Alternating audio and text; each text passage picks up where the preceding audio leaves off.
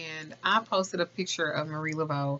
And this is not the first time that I posted a picture of her, but this is the first time that so many people have asked me to do a video on her, this free woman of color.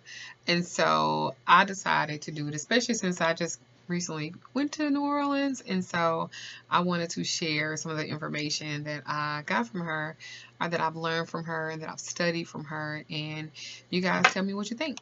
Okay, and if you have anybody else that you want me to do, let me know, and I will research them and I will study them, and we could talk about them as well. Like, subscribe, and comment, share, please. All right. So Marie Laveau, a free woman of color, she descended from Africa and French colonists. She was also known as the Voodoo Queen of New Orleans, and during her lifetime, she was loved by so many people and feared as well. But she was always treated with the utmost respect. I won't fuck with her either. She was born in New Orleans, September the 10th, 1801, and the first of her maternal line to be born free. Her story begins with her great-grandmother, Marguerite, who had no surname because she was enslaved. And she was born around 1736. And historical evidence suggests that she was transported from Senegal to Louisiana aboard the last French slave trading vessel in 1743, and it was called the Saint Ursin, and that's Ursin. During the late 18th century, Marguerite and her daughter, Catherine, were held in slavery by a white Creole. His name was Henri Roch, known as Belair, and he was a master shoemaker.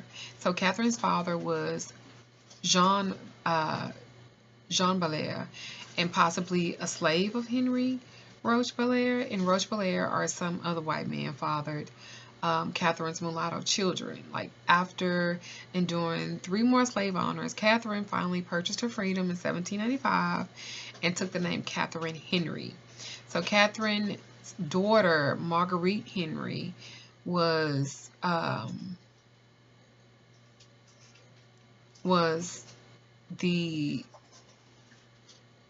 freed by Henri Roch Belair in 1790. So she became a concubine of a Frenchman named Henri d'Arcantel, with whom she had several children with. And so subsequently went by the name of Marguerite d'Arcantel. So Marguerite also had a brief relationship with Charles Laveau, which was a successful mulatto businessman. His daughter, Marie Laveau, and the future Voodoo Queen, was a result of all of this union. Okay. All right. So August 4th, 1819, Marie married Jacques Paris, a free quadroon carpenter from Saint-Domingue, now called Haiti. And the couple had 2 daughters, which was Felicite and Marie-Angelie Paris, who died in childhood. So Jacques Paris died or disappeared around 1824. They said that she killed him. I don't know. But she said that's what happened. She killed him. And so the fucking period. And this was around 1824. And what's that? And Marie was thereby known as, now that's this sage. Okay, let me smell it.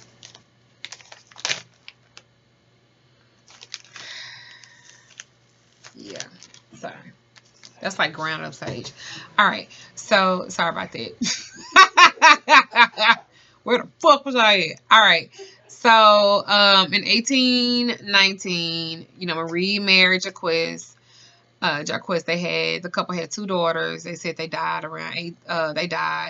and then in 1824, like, he disappeared. And she was then known as the Widow Paris. So a couple of years later, she entered into a domestic partnership with a white man of noble French descent. His name was Louis-Christophe, Dominic, Dumini de Glapion, Glapion,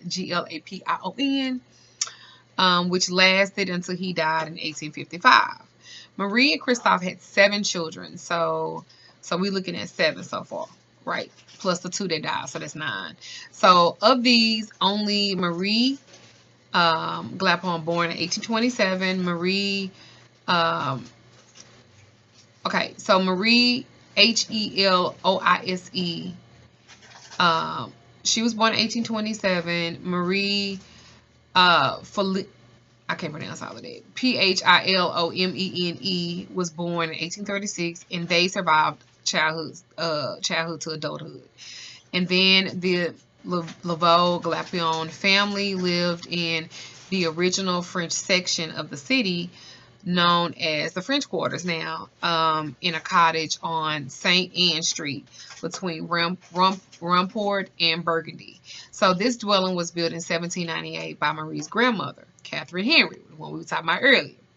So by the 1830s, Marie, her clairvoyance, her healing abilities, her beauty, her charisma, her showmanship, her intimidation, her business sense kind of enabled her to assume a leadership role as a multiracial religious community. She gave consultations. She held weekly ceremonies at her home on St. Anne Street. And she also led the St. John's Eve celebrations on the shores of Lake Pontchartrain.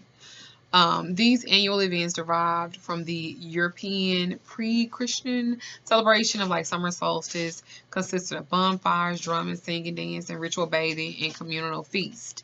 Laveau was seldom the subject of newspaper stories during her lifetime, but she did appear in the New Orleans press, referred to as the head of Voodoo women, Her Majesty, the celebrated Marie Laveau, the priestess of Voodoo, the ancient queen. They all recognized her to be that way.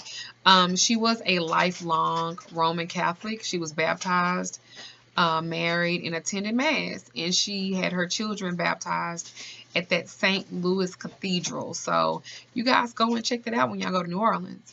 She served as a godmother for her nephew and granddaughter and paid for their education.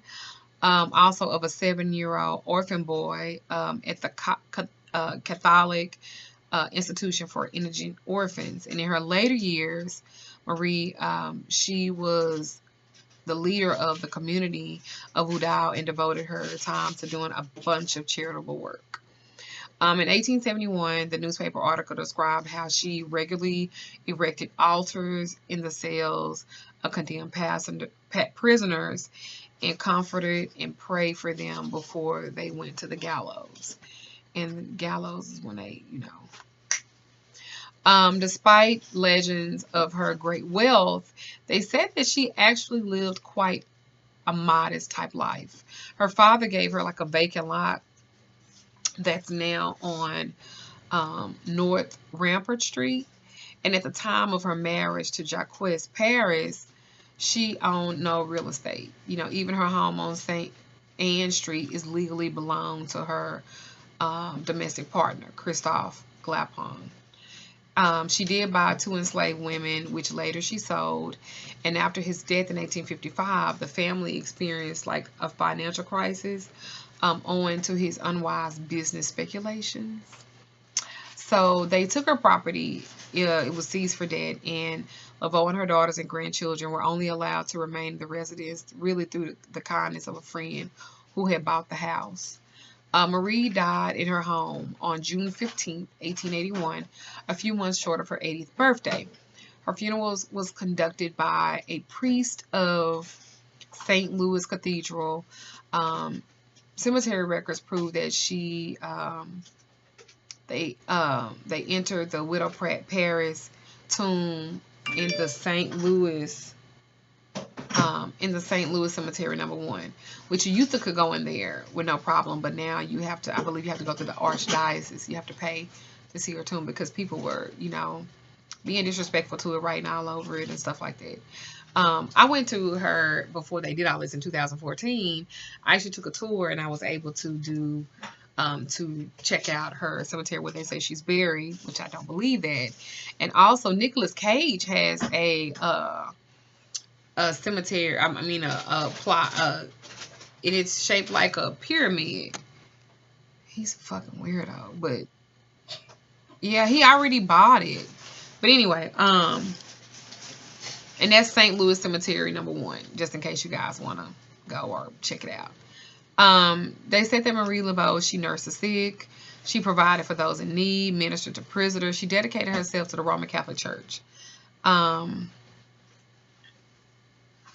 Even though a lot of people, some people called her like a fraud because they said that she was a beautician and she used to do hair for all of the wealthy white women. So they said that the reason why she had so much power, which it really wasn't power, it's just knowledge because everybody talked to her. Well, what the fuck ever, you know. They don't never want to give nobody no credit on nothing. They don't. So according to the legend, one of her surviving daughters became her successor, normally known as Marie II. Her elder daughter died in 1862, and therefore could not have been Marie II. So her other daughter, Marie, Philomene, Glapion, was her mother's caregiver during her old age. So I believe that it's likely that probably one of those descendants, granddaughters, because she actually has a descendant right now that still practices in New Orleans right now. She actually was she helped write some of the episode when it was on American Horror Stories. And she helped write how they did the ritual when they were trying to have a baby. And I believe she's a light-skinned chick that has the white, that's all dressed in white when they're doing the ceremony. So y'all might want to check that out, and you can actually see a descendant of Marie Laveau. I don't know her name per se, but I'm going to look it up and I'm going to put it in the description box. I'm going to put it in the description box below. But anyway, if you guys have anybody else you guys want me to research and find some information about, one thing I can tell you is that Marie Laveau is not a saint. People tentatively think that she is a saint, but she's not. You can call upon her, and if she gives you anything, you can use this. You put the 3 X's on your hand as a way of saying thank you because she honored your gift. However, they don't really call her a saint, which I really find that really crazy. And the patron that she actually used a lot was Saint Anthony. Saint Anthony, and he's the one that you evoke when you're trying to find lost things. So you guys can research that too. So anyway, I hope you guys enjoyed this video on Marie Laveau. I'm going to find out what her great granddaughter's name is, and I'm gonna I might try to find out who she is and post some information, or if you know who she is, post some information, tag her to this video, spread it to her. I would love to talk to her. When I went on tour a couple of weeks ago when we went to New Orleans, I met Solomon, which is at Armstrong Park, where they used to do all their Sunday drummings and stuff like that. And anybody that know who Solomon is, he's a very famous practitioner. He doesn't have like I think social media. I think he's just now getting social media, but he can tell you a lot about Marie Laveau as well. So anyway, I hope you guys enjoyed this video. Many blessings to you guys. I shade to you. MagicalLadyDuchess.com and MLDHolisticHealing.com for readings and also products that I serve at my store. I shade.